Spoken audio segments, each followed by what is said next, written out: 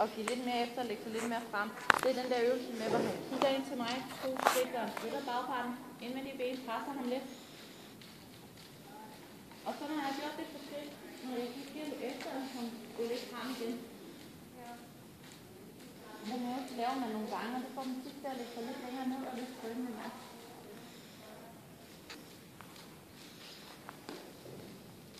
Pres med indvendige ben lidt længere tilbage, så du bedre kan spille hans lumme, så kommer lidt ind på hovslaget. Og så husk at give efter i indvendige tøjle bagefter. Bare et skridt, hvor du bøjer den sådan der.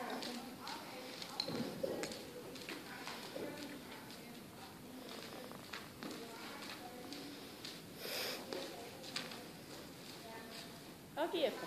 Og så frem og ned.